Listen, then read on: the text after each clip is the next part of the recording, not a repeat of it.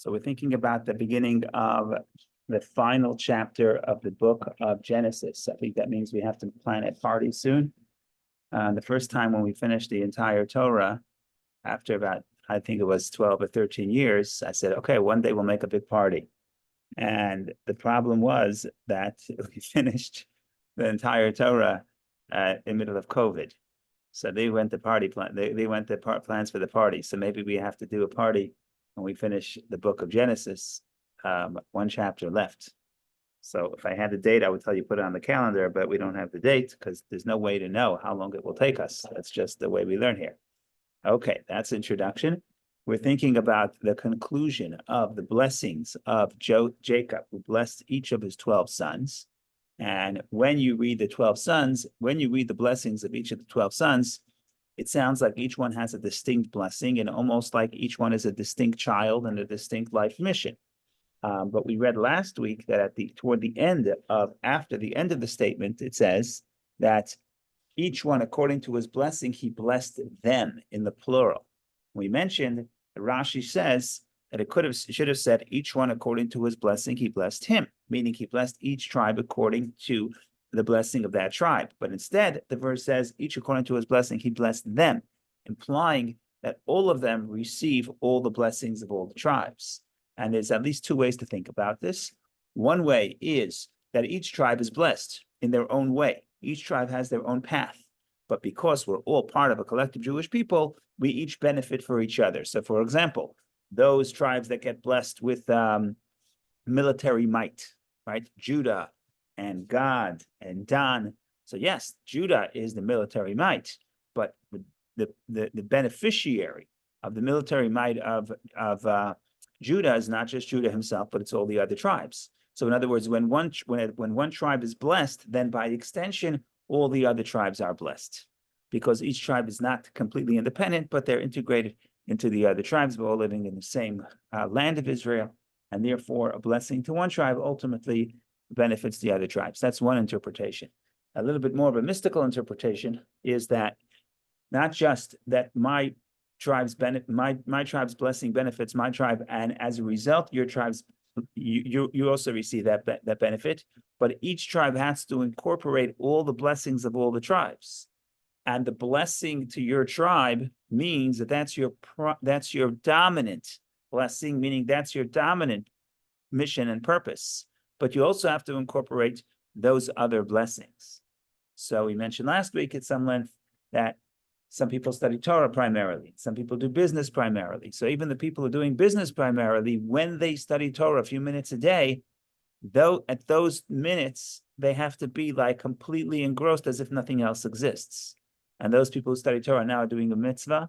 So they have to be invested in doing the mitzvah as if nothing else exists. So in other words, each one according to his blessing, he blessed them, means that each tribe incorporates all the blessings from all the other tribes, because we all are integrated. It's not 12 distinct modes of serving God, but there's supposed to be integration. According to the Kabbalah, integration is a sign of holiness, because if I can only do one thing, I have my talent, and that's all I do, then ultimately I'm not going out of myself. I'm not transcending the self, and I'm not serving something greater than self. If I can, in addition to the talent or the mission, which is primarily mine, or the mission that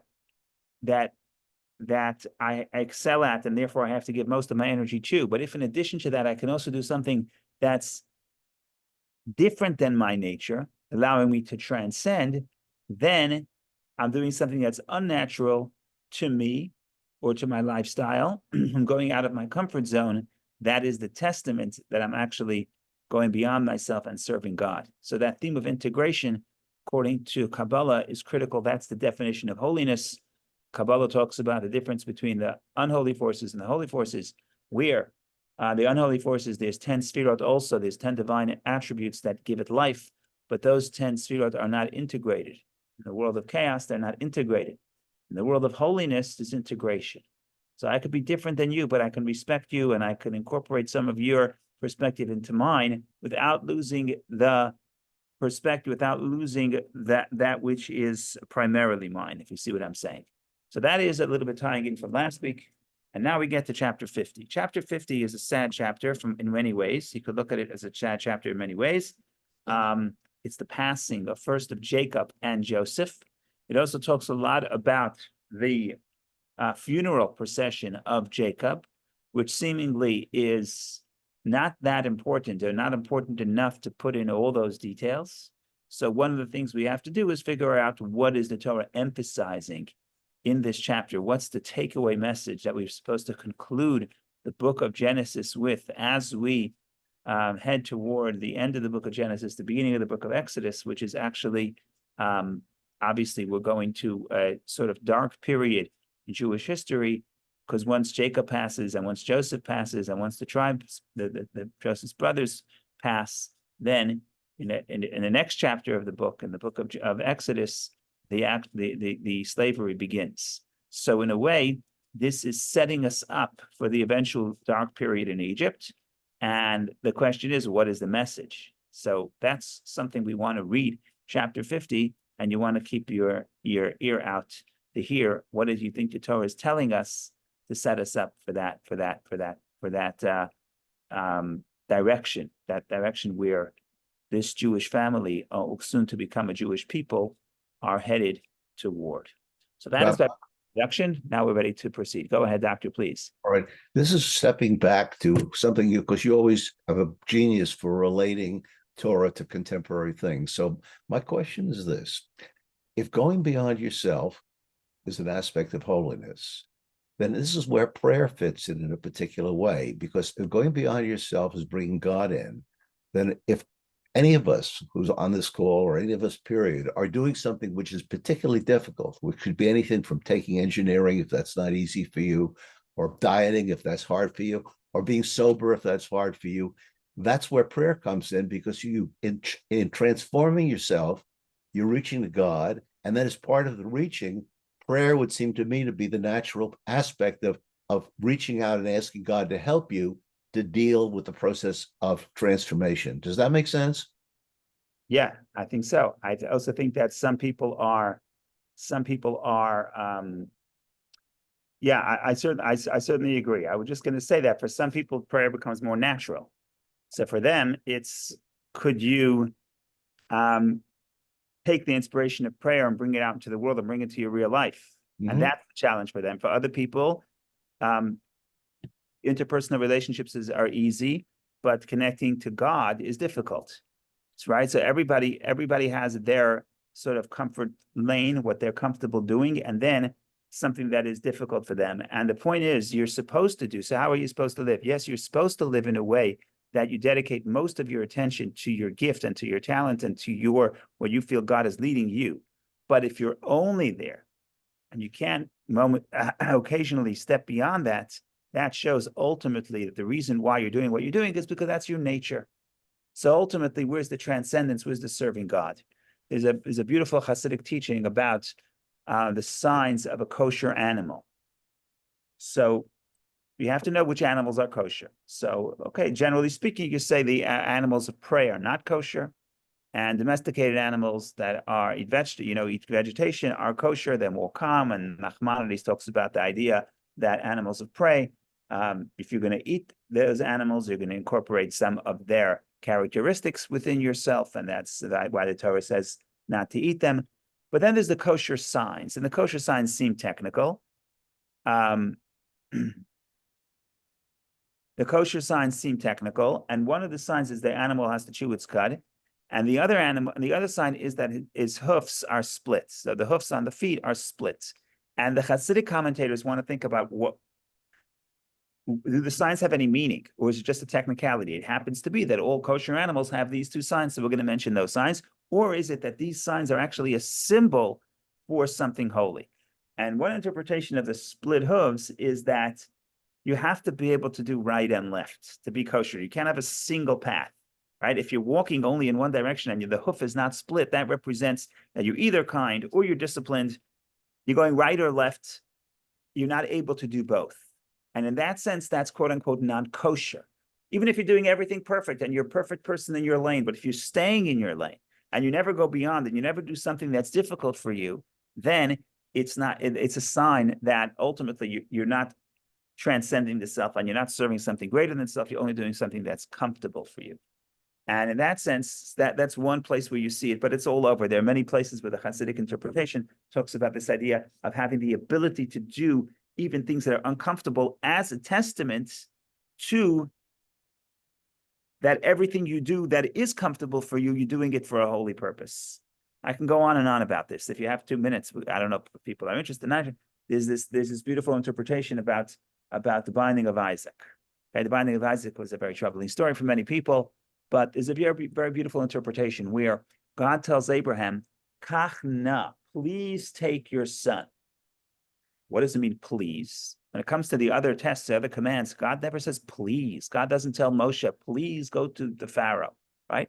He tells them what to do. What's the please? So Rashi quotes the Medrash, and the Medrash says, please withstand this test. Please is the 10th test, the most difficult test, the test of the binding of Isaac. God says, please withstand this test. Why? Says Rashi, quoting the Medrash, so people, because if Abraham would not pass this test, people would say the first 9 tests have no substance.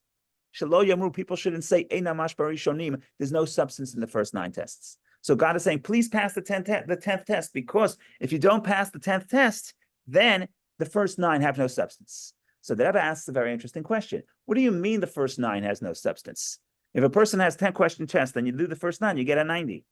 Abraham should get a 90 on the test. If he doesn't pass the 10th test, okay, he doesn't pass the 10th test, so he gets 90 on his test.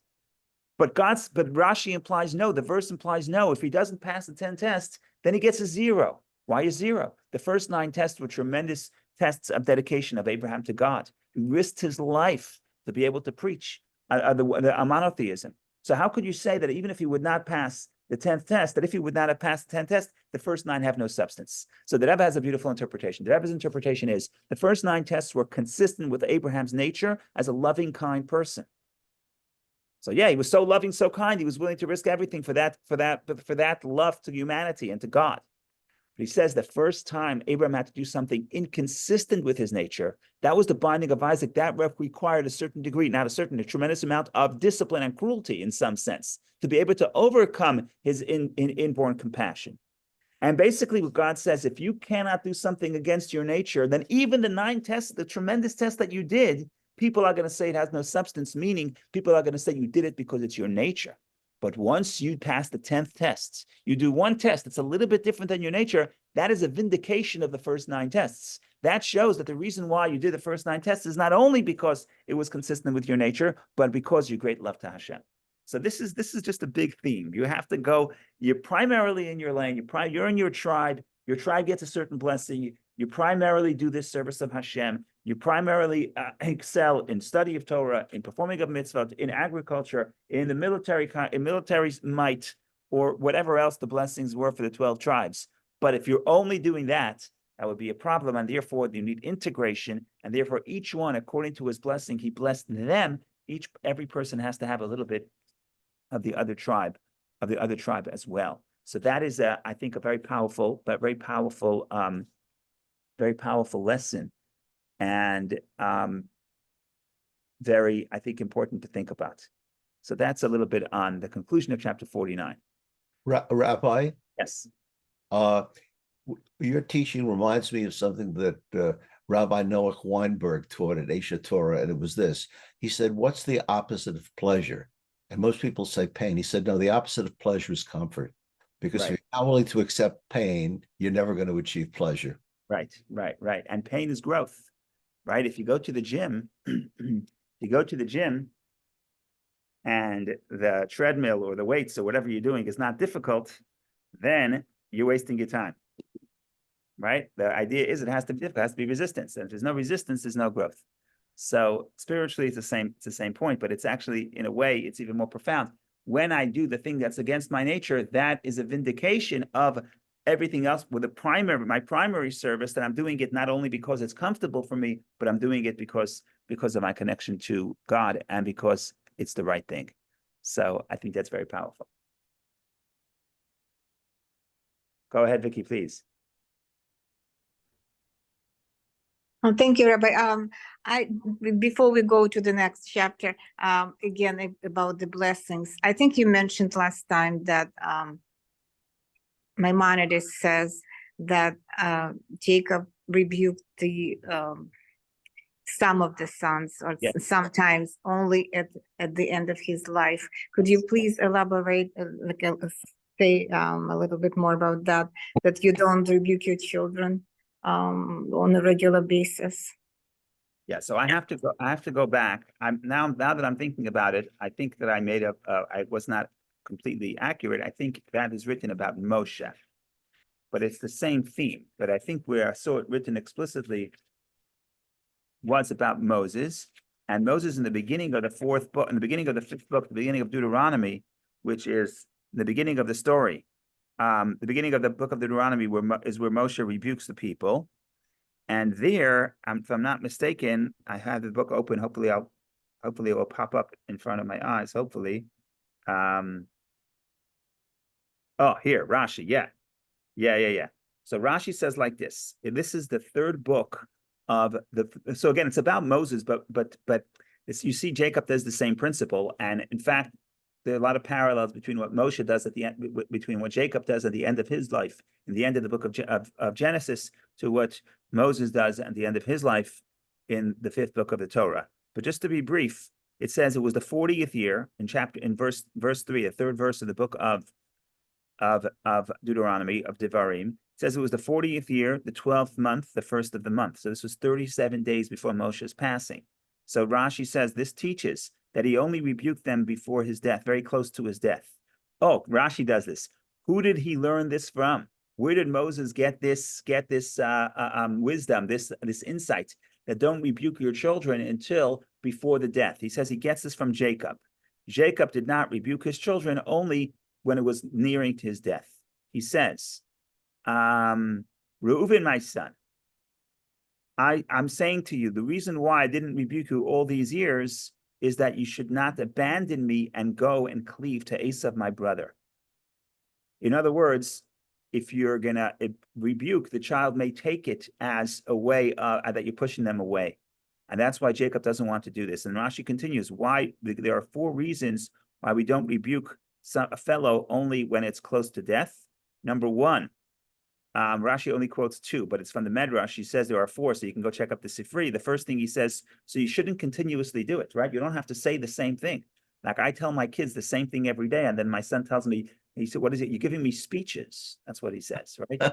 Saying it's not effective. He keeps saying it. You have to be impactful. And sometimes when you say it too many times, it's not impactful. Right. And that's the first thing. And also the person shouldn't be ashamed, right? If you rebuke somebody and then they come to lunch and they come to breakfast and they come to Thanksgiving, there's going to be, and maybe they'll be embarrassed. And if they're embarrassed, they're not going to take the rebuke to heart.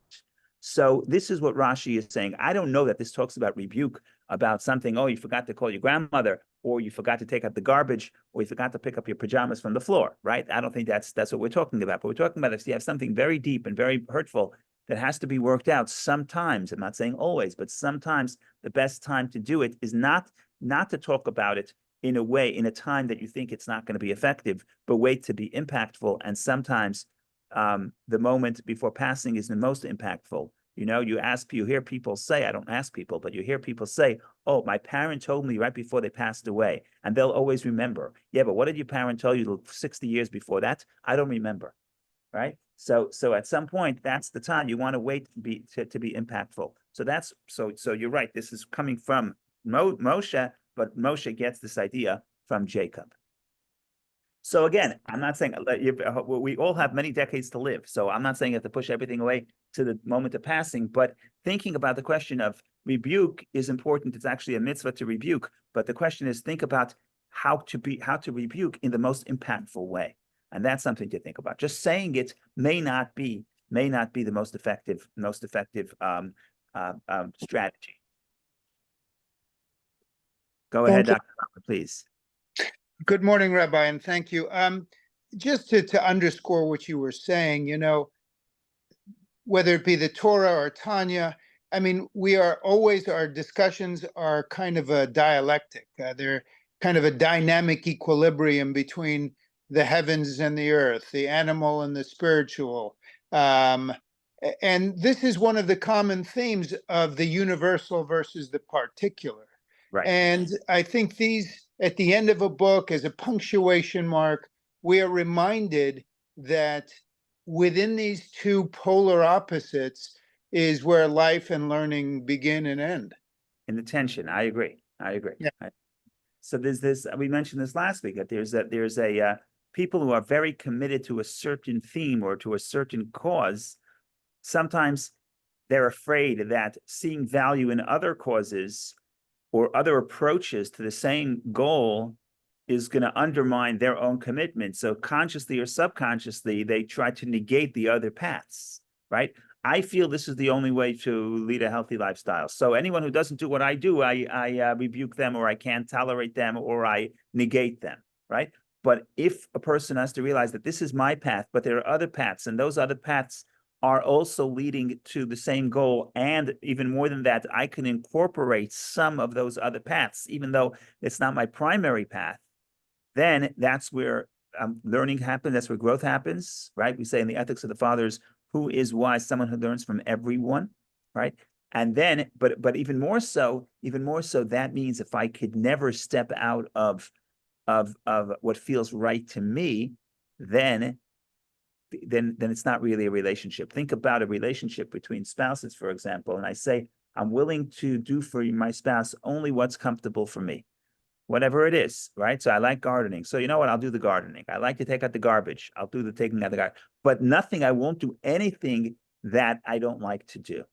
Okay. So if you're very clever and you can create a spreadsheet and figure out how everybody will manage this relationship where nobody has to do anything that makes them uncomfortable.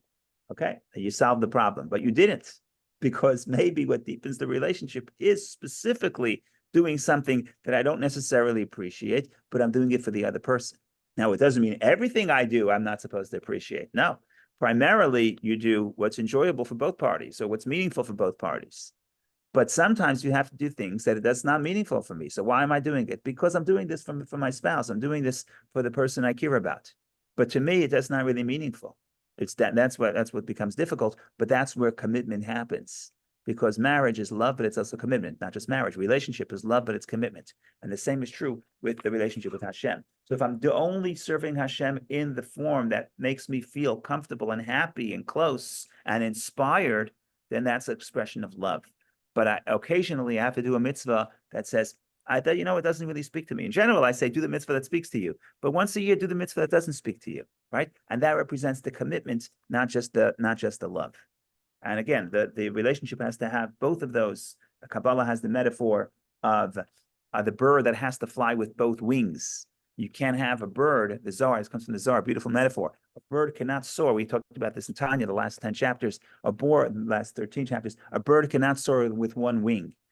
So therefore you cannot, and similarly, you cannot expect a relationship to soar with only respect or only love, with only commitment or only love. You have to have both wings to be able to create a healthy relationship.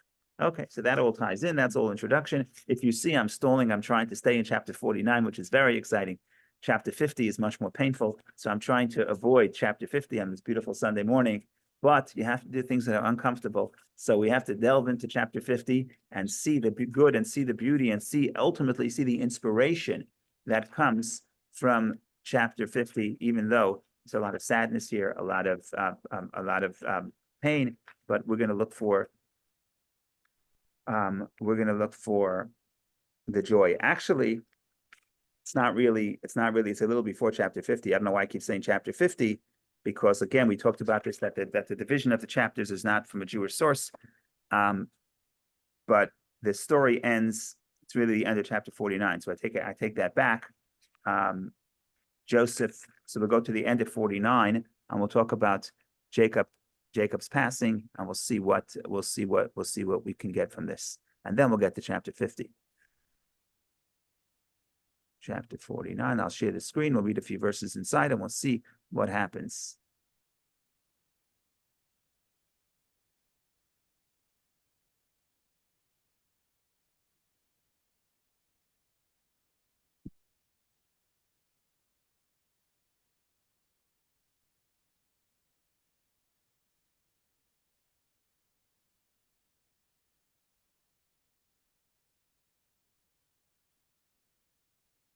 Okay.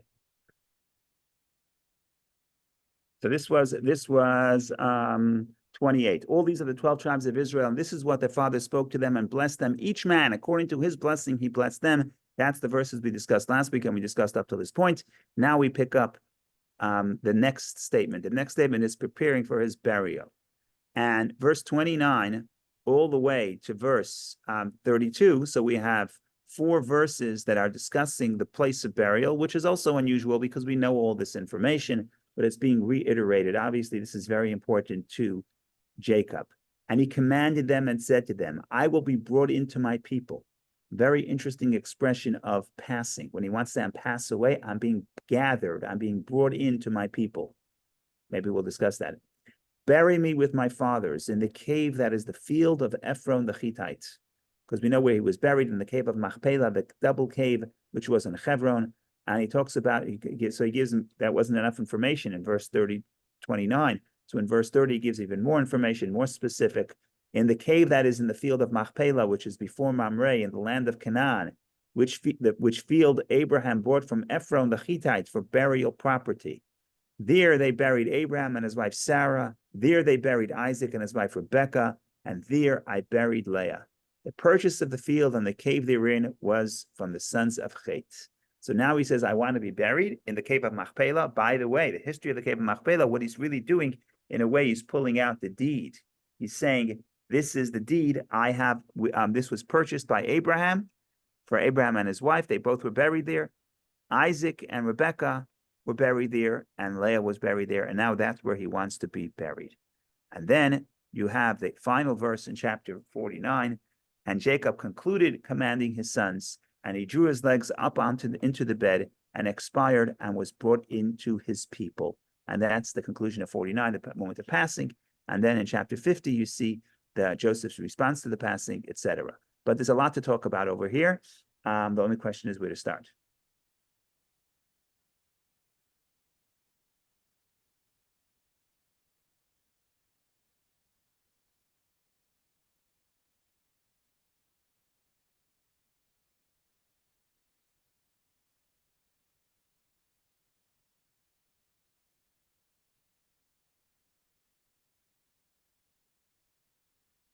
Okay, so one interesting thing to talk about is the idea of this cave of Machpelah. What's the significance of the cave of Machpelah? What's the significance of the burial spot that here he discusses in no less than 4 verses, even though everybody knows where it is. It's mentioned in the book of Genesis multiple times. And it seems like he's putting a very unique emphasis on this verse. So I'm just going to take a second and go back to the talk about the cave of Machpelah for a moment or two. Turns out that I see more than maybe more than I intended, but the final verses of the book of Genesis are taking us back and giving us a review of the entire book of Genesis. We keep going back to earlier stories, so that's good because we're going to conclude the book, so we get a quick review. So what do you have about the cave of Machpelah? The cave of Machpelah is the first real estate transaction mentioned in the Torah, and it's mentioned in great detail. The entire negotiation between Abraham and the family of Chet, and ultimately with Ephron, a member of that tribe, and how he purchases it. And you have a whole back and forth, something like 15 verses, maybe more. And it's a very interesting negotiation. If you have to negotiate for anything, or for real estate, or for anything else, it's a good idea to take a look at those verses. It will teach you a few negotiating tricks, especially if you read it with the commentaries. You see the subtleties that Abraham is putting forth. But in any case, why does the Torah give so much space and so much description of this back and forth? So there are all kinds of interpretations, as usual.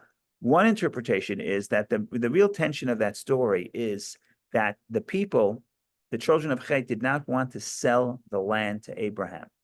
They basically say, we're more than happy to gift you the land. We'll gift it. You can bury your wife wherever you want, in the best of our burial spots. So they're very happy to give him a gift, to give him a piece of land to bury.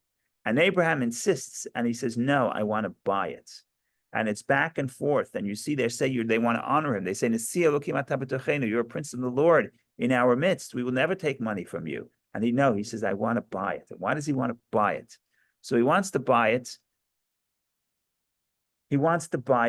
So there are all kinds of ways of thinking about this, but what most of them have in common is when you buy that land, especially in that culture, buying the land means you belong to the land, because basically in that culture, they would not sell a burial spot to a foreigner, because a burial spot means that no matter where you're going to go, you're going to be connected to this space, because you're going to come back for grandma's yard site, and you're going to come back to read the family history. So being buried in a specific spot is an anchor to this spot. So the way it worked in the ancient, in the tribal society of Israel, when it was still Canaan, is that they had a plot. They would give burial spots for people who are not members of the tribe. Nothing wrong with that. But they would not sell you a inheritance. They would not sell you a plot. Because if they're selling it to you, it means that it's yours, not just for this person, but for the other people, for the rest of the family. And you have the title and it becomes yours, and this is your spot. So their resistance to sell to Abraham means it's a resistance of acknowledging that Abraham belongs as a native, belongs to, he wasn't a native, he was a migrant from Iraq or Turkey. But you're settled and this is your permanent spot. So we're willing to gift you the land for burial, no problem. But that would not say this is your permanent spot. And therefore, he highlights, I buried here. Abraham buried, he purchased the land from the people of Chet. It wasn't gifted to him, he purchased it. And we already have 3 generations of people buried in that plot, Abraham, Isaac, and Rebekah. And he says, that's where I want to go. What's the emphasis? We know all this information. Everything I told you now is in Lech Lecha, in the 3rd book of the Torah. The emphasis is, if you think about it, as I mentioned earlier, we're going to read this book, the final chapter, with an eye to what's really happening. And what's happening here is, what's really happening here is that we're now shifting to the exile of Egypt, and the Jewish people are going to be in Egypt now for almost 2 centuries. And in a way, they're going to assimilate. And in a way, it's going to be a challenge to keep them connected to their ancient homeland of Israel, where the descendants would not have been there for almost 210 years at the time of the redemption. So we have to sort of anchor the Jewish people in their perspective, anchor them outside of Egypt, anchor them in the land of Israel. So he's saying, when Abraham is saying, when Jacob is saying, I want to be buried in the cave of Machpelah, it's not just because it happens to be, it's a nice place, we already paid for it, my grandfather paid for it, so I have a discount, so we may as well go there. Or because there's a nice view there, so I want to have a view of a nice view of where I'm buried. Someone told me he likes this burial spot because you get a great view of the golf course. I don't want to be the one to break the news for him that once you're buried, you might not see the golf course. But in any case, that's not for right now. The point here is that he's not going there because of technical reasons. He's going there because we have a deep connection to that land.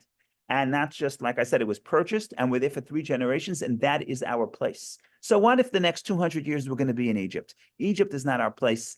The land of Israel is our place. And that's why when he talks about the cave of Machpelah, he goes on and on, giving the history and giving the depiction of everything, the history of that land, to create that connection and make sure that his children pass that on to their children, to understand that no matter where we are, our homeland is the land of Israel.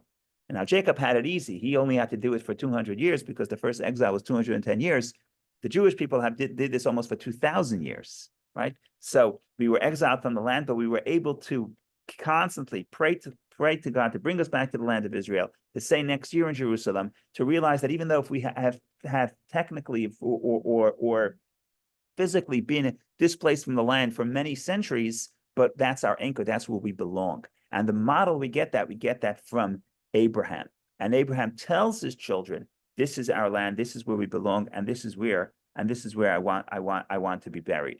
And in a way, you could think about that most of, perhaps this is just a theory, a lot of what we're going to read in chapter 50, I hate to be the spoiler, spoil the drama, but a lot of what we're going to do in chapter 50, describing the funeral procession, is to highlight that we're being buried in Israel, because Israel is our space. Even though we're going to go back to Egypt, because after the burial, they went right back to Egypt. Why they did that is another story. We can talk about that in the future weeks.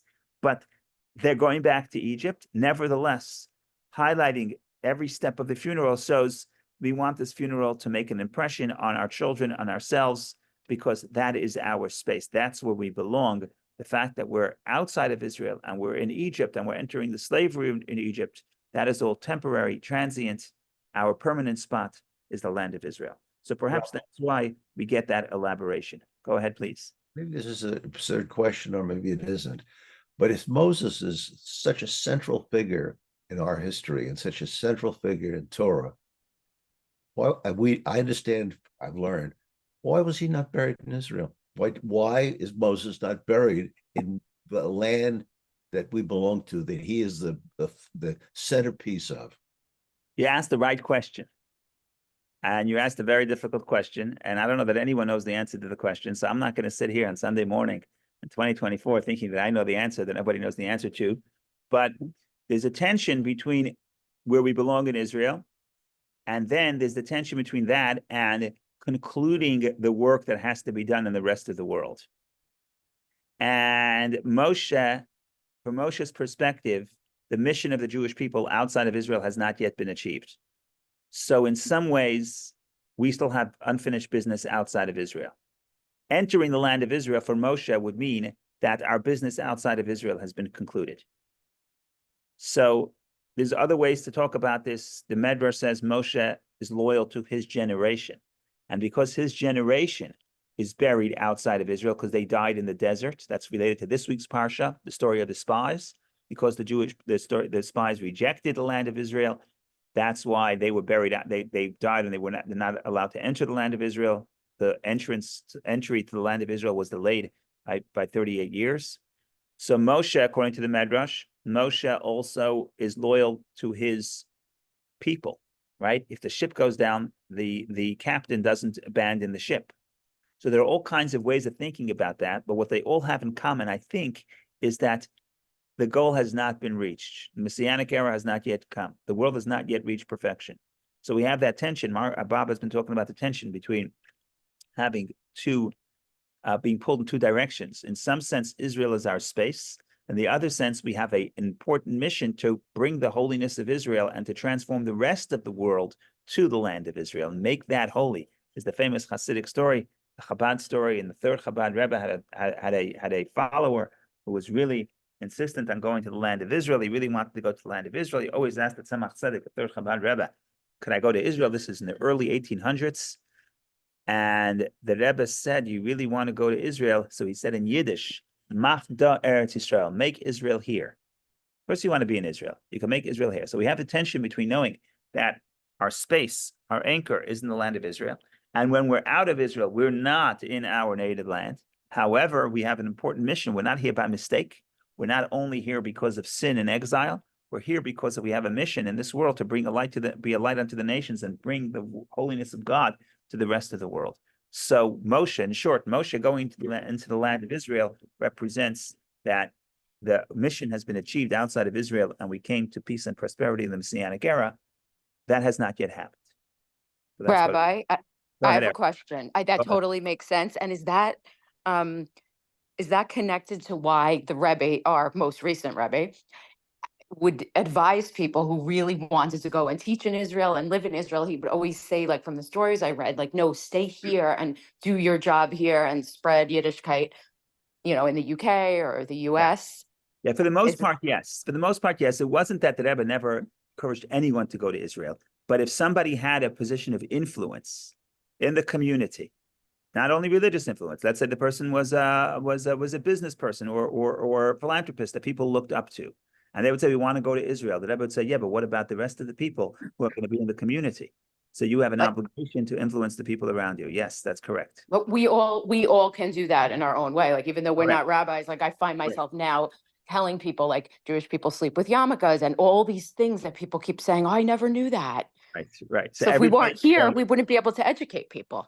100%. And that's what the Rebbe spoke about that. And the Rebbe also talked about this notion of, I thought you were going to go in a different direction, so I'll just say it, that the Rebbe talked about the notion of how come the Chabad Rebbes were all buried outside of Israel, in Russia, in the Ukraine, and finally the previous Rebbe buried in Queens, New York. This is in the I Rebbe. didn't know that. Yeah, all of them. So the Rebbe said that's like Moshe. And Moshe himself didn't enter the land of Israel to encourage the Jewish people and to bring the holiness of Israel to the diaspora. Moshe is that way, and the Chabad rabbis are like that as well. And you'll see that the culmination of the book of Genesis, the last verses, the actual last verse of the book, which is a very powerful statement, because you want to think about the last verse is a very important verse. That's your final impression of the book. And the last verse is that Joseph was placed in the ark in Egypt. So here we have two very different leaders. We have Jacob and we have Joseph. Jacob is being brought to Israel. Joseph remains in Egypt with the Jewish people throughout the exile, and his bones are removed. He makes the Jewish people take an oath that they'll bring his bones back to Israel, and they do.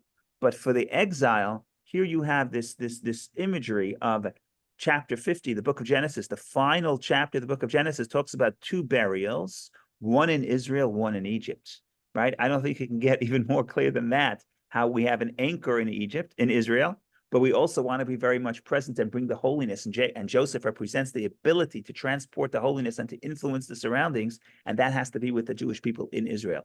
And when the Rebbe talked about this, and the Rebbe said that that's the greatest encouragement you can give for the transition from the book of Genesis, which is primarily an upbeat book. I mean, certainly compared to the first half of Exodus. The preparation for the slavery, the greatest encouragement for the slavery would be that Joseph is with us.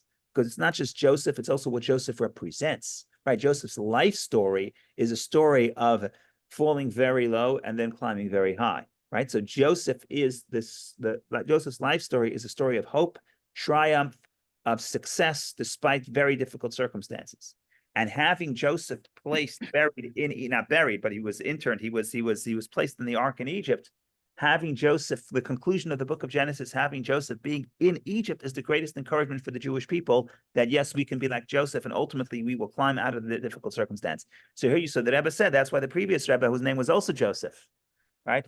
The previous Rebbe was Yosef Yitzchak, Joseph Isaac. So he too was buried outside of Israel. So in some ways that applies to the Rebbe as well, because if the Rebbe talked about it, his father-in-law, it was probably applied to himself as well. That's what he usually said. When someone says something about someone else, they're usually projecting about themselves. So in some ways, that's the idea that we have responsibility outside of Israel. Not that we, God forbid, are less connected. To the contrary, we understand the anchor is the land of Israel, and that's why we talk about the funeral and the procession, and Jacob talks about his history with the cave of Machpelah. But we understand that our job is to spread the land of Israel to the rest of the world. Rabbi, isn't one of the other reasons, to answer John's question about Moshe, is that he had such an oversized role in biblical history that he would have been competing with the land itself as the ultimate shrine. And, nobody can really star over the land of Israel. And for that reason, he was buried outside the land in an anonymous plot so that his burial site would not reap oversized importance. Yes, so there's no question that's why it says no one knows his burial spot. But I could make an argument, let him enter the land of Israel. Nobody would know where his burial spot is, and then you would get the same result. But yeah, the fear was that the story becomes about Moshe, and in a way that's a distraction from the land of Israel and from the message of the Torah, and therefore we don't know his burial spot. But as the Zohar says, we actually do know his burial spot. The Zohar says the burial spot of Moshe is in the Mishnah, right, in the Torah, right? So you're reading Torah, this is where you get Moshe. So yeah, but you're certainly right. But I'm saying even if that's all true, there's all kinds of interpretations, but that's all true but again, part of what Moshe wanted, even at some point he tells God, according to the Medrash, can I enter the land just to see it, then I'll leave. No, you can't even enter the land, right? So there's something about, Martin Luther King's speech about going into the land of Israel means that you reach the promised land. And there's something about we have not yet reached the promised land, right? So in a way, there's still work for us to do. That's correct.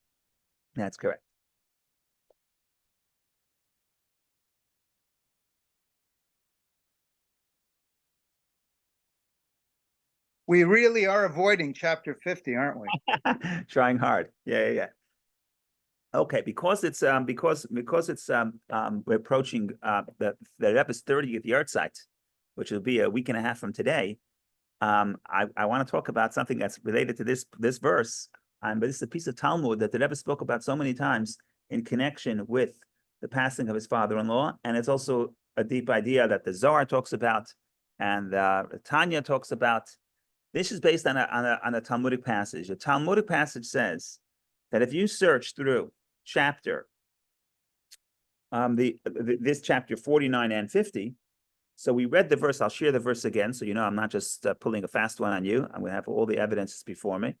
So you can read verse. You know what? Is there a Rashi on this? Maybe Rashi says it here, so you don't have to rely on me either. Let's see what Rashi says. Ah, beautiful. Says Rashi. Oh, my Rashi's the man. Okay. Jacob concluded commanding his sons. I'm reading verse 33, the final verse in chapter 34 and chapter 49.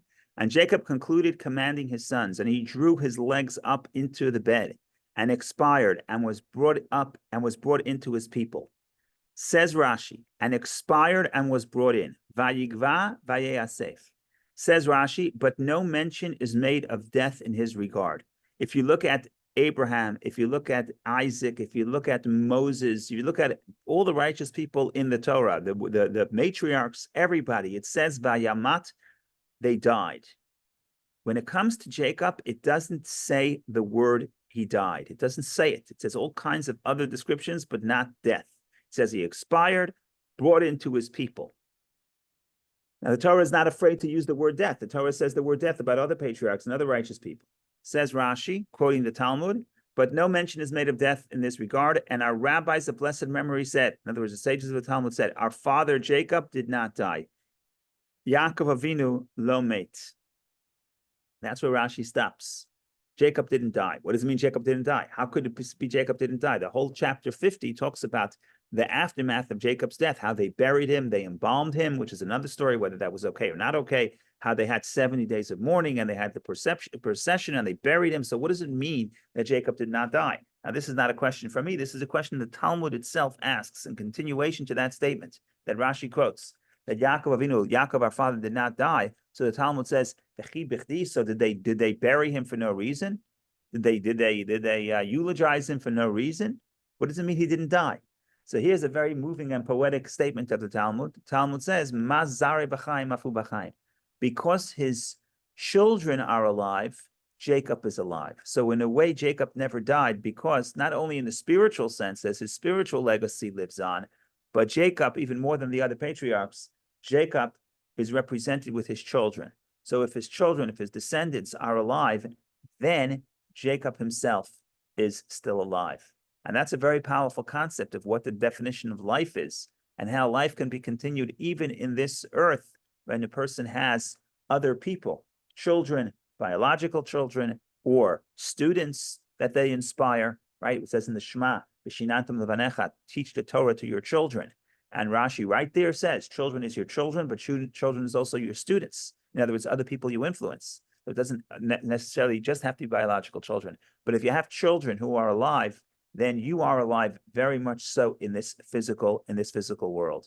And the Rebbe will teach mention this piece of Talmud very often at around the passing of his father-in-law, around the yahrzeit of his father-in-law. But the Rebbe had a very interesting twist on reading this interpretation. It sounds like just a very feel-good message. Jacob is alive. Why? Because his descendants are alive, and because his descendants are alive, it's like he's alive. Okay, very happy, very upbeat. But the Rebbe says, no, this is not just a feel-good message. In fact, this Talmudic sage is actually very demanding. Why is it demanding? Because what it's saying is, if I'm not alive, then Jacob is not alive. So in other words, Jacob's life is dependent on me. So the Rebbe said about his father-in-law, the Hasidim, yeah, the Rebbe is alive. What does it mean the Rebbe is alive? If his students are alive, he's alive. But that means that whether or not this teacher is alive is in the hands of the students. And if you have to be alive, I don't just mean biologically alive. I mean spiritually alive and enthusiastic about life and about spiritual life, then the teacher is not alive. So actually, this statement, from becoming just a feel-good, inspirational statement to make everybody feel good at the Shiva, becomes a demanding call that Jacob, our father, the patriarch Jacob, all of Jewish history is in our hands. If we're not alive, then that's not alive. So all that is in our hands, which is obviously great responsibility, but also a great merit. So that's something to think about, that we have we have the blessing of being Jewish, but we also have the responsibility to keep the previous generations and the legacy of the previous generations, going all the way back to our father Jacob, to keep them alive. And we do that when we're alive, when we're enthusiastic. We used to have a teacher in yeshiva who used to say, "Are you alive? Are you alive because you weren't hit by a truck, or are you alive because you're alive?" In other words, you could be alive because technically nobody crashed into me yet, so I'm still alive. That's not life. Life is enthusiasm. Life is passion. Life is meaning. Life is spiritual meaning. And if you have that sort of life, then not only are you alive, but if Jacob's children are alive, then Jacob himself is alive as well. So that's the story in short. Obviously, I'm trying to avoid chapter 50, so we'll stop 4 minutes early or 3 minutes early. Everybody should have a wonderful week and a wonderful day. And we should meet each other in good health. And we should remember that we're anchored in the land of Israel. We have Jacob buried in the land of Israel, but we also have Joseph in Egypt. We have a foot in both worlds, and we have the merit that our father Jacob is alive because we are alive. So that's the inspiration for the week. Have a wonderful week and only good news. Thank you. Rabbi, Thank you, Rabbi.